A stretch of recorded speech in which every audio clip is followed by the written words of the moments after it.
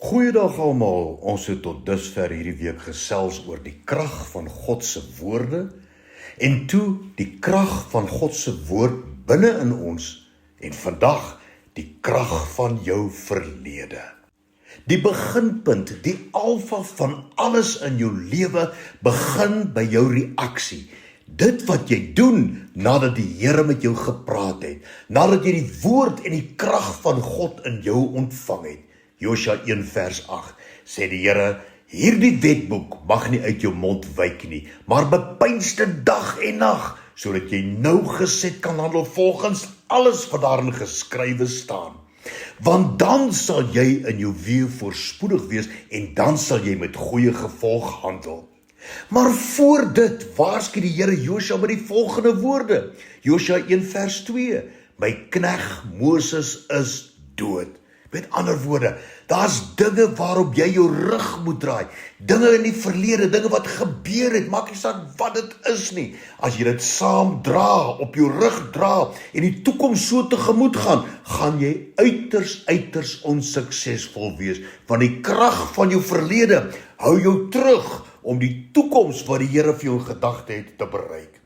Sê, Moses, my knegt is dood. En dan gaan hy aan en hy sê, maak jou dan nou klaar. Trek deur hierdie Jordaan, jy en hierdie hele volk, dat die land wat ek aan julle, die kinders van Israel, sal gee.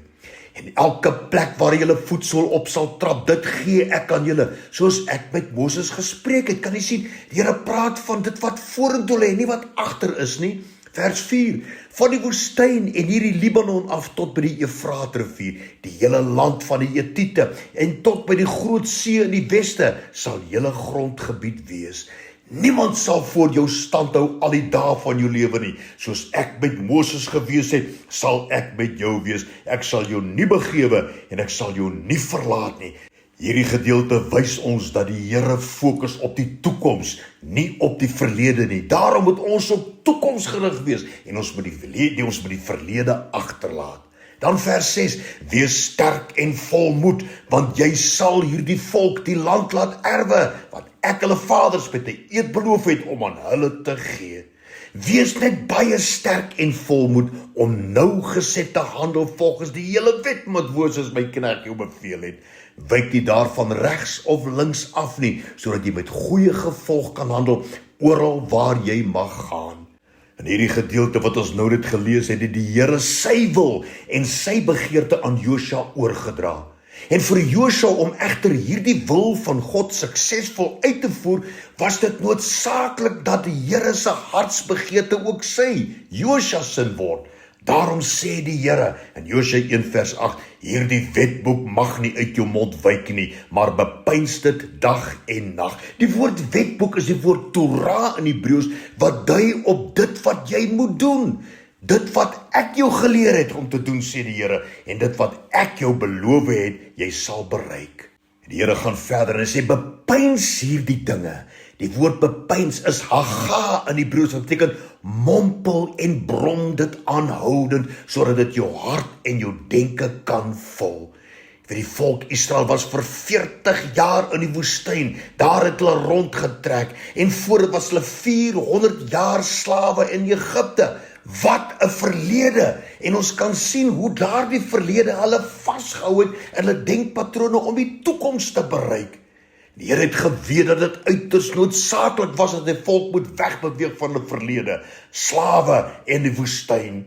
In die woestyn wou hulle telkens teruggegaan het na Egipte. Daarom sê die Here vir Josua 1 vers 2, my knegt Moses is dood, kry klaar met die verlede, en dan, maak jou dan nou klaar, jy en die hele volk, en trek deur hierdie Jordaan. Hy praat hier van die hede, dit wat jy nou moet doen, en dan die toekoms, trek na die land, wat ek aan julle sal gee.